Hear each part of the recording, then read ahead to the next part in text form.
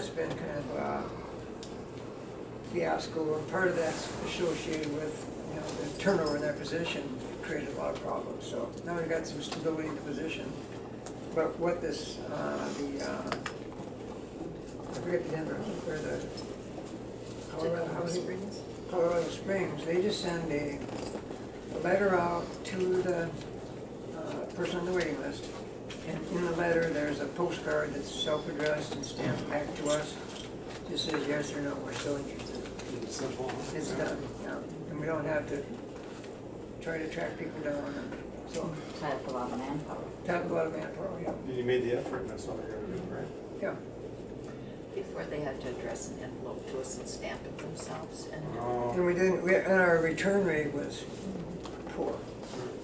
So, here they could just check a box. So if you don't get it back after a period of time, then you purge them? Yeah, yeah.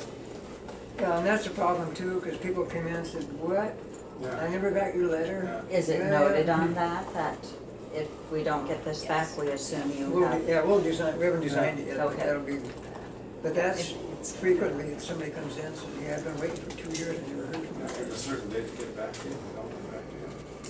I suppose a lot of times they switch addresses, you can't track. Right. Yep, we have a purple letter in there that also that has contacts, because we have a lot of folks that don't speak English or read English.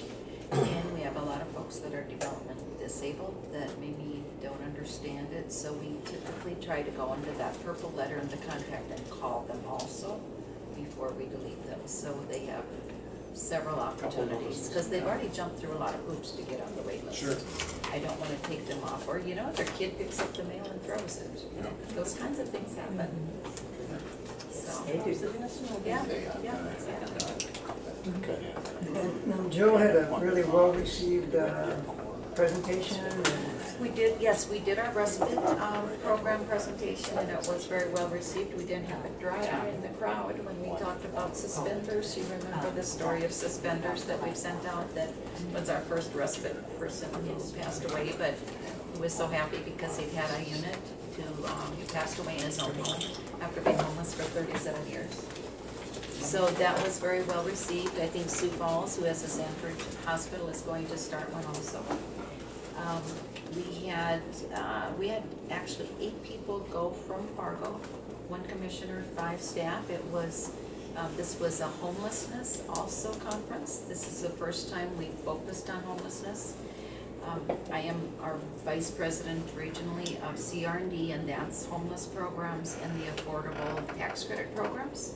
So we had a tax credit tract, and then I asked if we would do homelessness too, and that added about, we figured about 50 people to come in to the conference.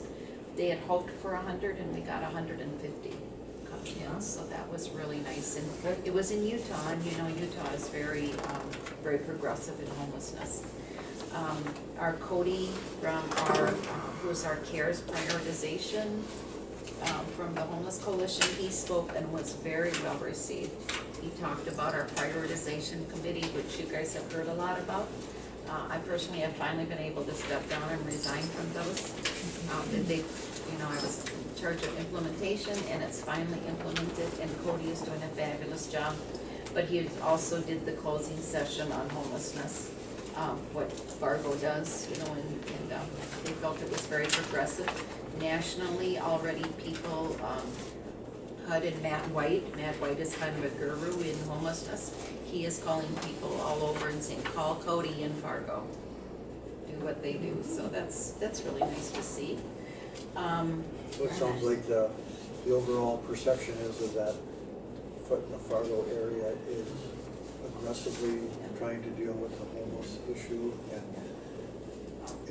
was there talk about the collaborative nature? Absolutely.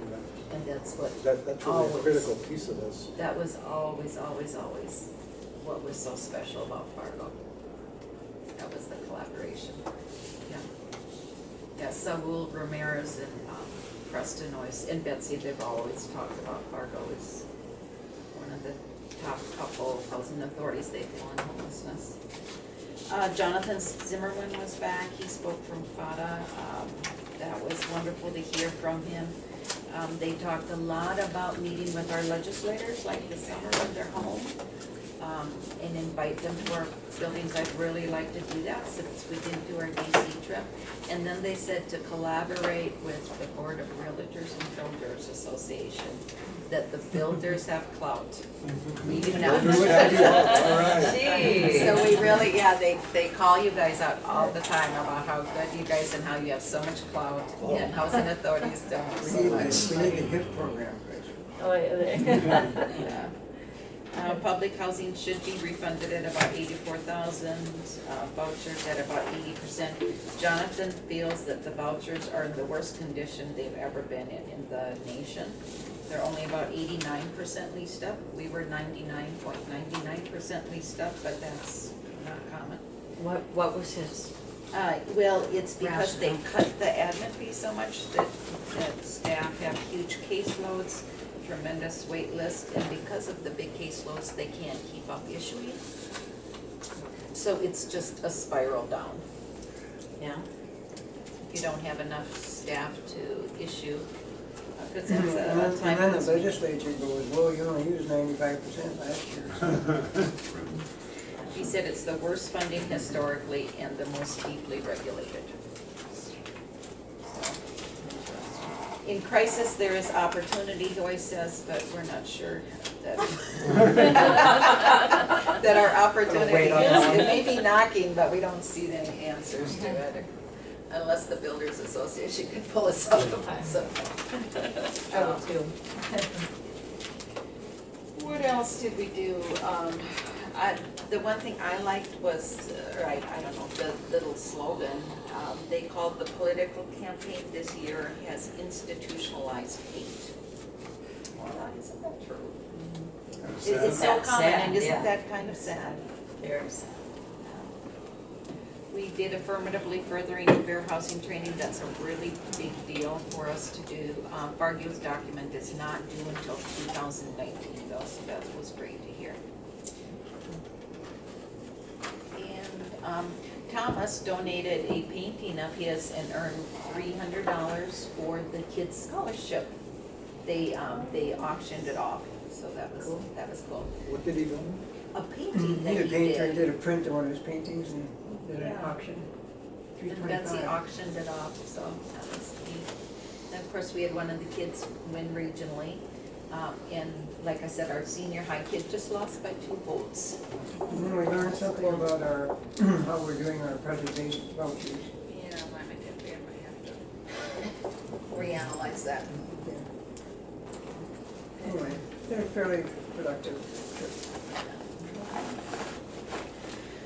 All right. Yeah, there's something about that you can't have anything, you know how we vote ahead? That we'll try and give vouchers to, like to North Sky or whatever. Can't do that. And so what are we supposed to do instead? If we do that, then we have to use them as existing or as new construction. You could do that, but then you have to use it as new construction, and then we have to go out and we have to inspect them all throughout the state. We have to All the go. HUD procurement goes by Davis Davis Bacon, Bacon, wage it's all rates. of that. It's really a lot of issues. And so instead, we wait until it's all complete and then have them give a call and say, oh, by the way, we have Yep. room to really. Yeah, and the state likes the way we're doing it, because they don't have to monitor Davis Bacon. We weren't aware that it wasn't quite right if you do it that way. Yeah. And we have an open advertisement to everybody, anyone can apply. And I'm pleased, this time we have had another landlord apply, which would be kind of nice, but typically it's just BSI that applies. I always leave enough that we can give them to any other landlord coming in. But for their documents, they aren't going to be strong because they can't say that the housing authority has pledged project-based vouchers. They won't get those extra points when they are in their competitive. They cannot say that. Because we can't do it. Unless Otherwise, we, then we're, okay. Okay. otherwise, we were doing pretty well on them. Good. All right, anything else from the NARO conference?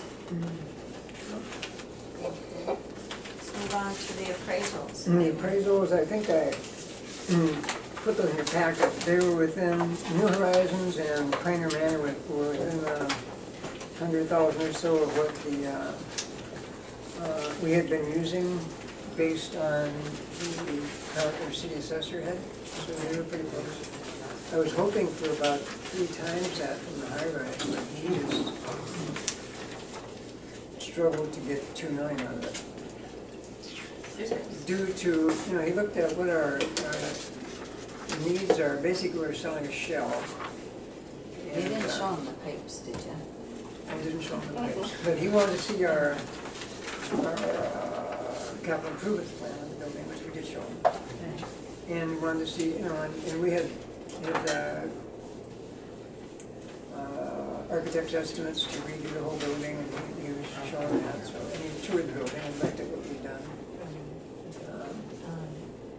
So anybody, he thought the highest and best use was for senior housing. So, Is he are they out of Minneapolis then? yeah, and I tried to get, have it done locally, we do it locally. Yeah. So there's just a couple in the region that are doing something on that scale, so here's one of them. But they're, I think, a little disappointing. I was hoping for like 4 million, we got 2 million, so. Otherwise, but we can make it work. And this was more for information on where they came in at, or? Yeah, yep. So, they're just the cover pages, so it gives the value, so. We're required to, as part of our tax credit application, we have to have that done. Okay, so.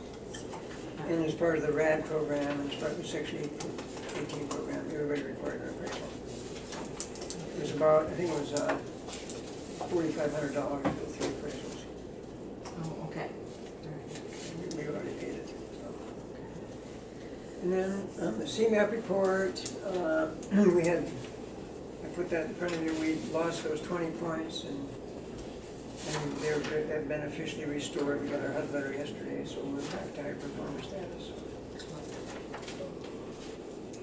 Makes you wonder, the other side of the story, where the follow-up is on, where they can go over. Yeah, Not and our then problem. in the executive session, I've identified a piece of land I would like you to consider making an offer on, so if we can go into executive session and hash that over a little bit. Just take a minute. So at this point, we will close the public meeting and go into executive session. And with that, I'll ask everyone to leave. Thank you for being here. Thank you. It's nice to have you here. Thank you. Nice to meet you. Thank you, Doug. Appreciate it so much. Doing a good work. Thank you.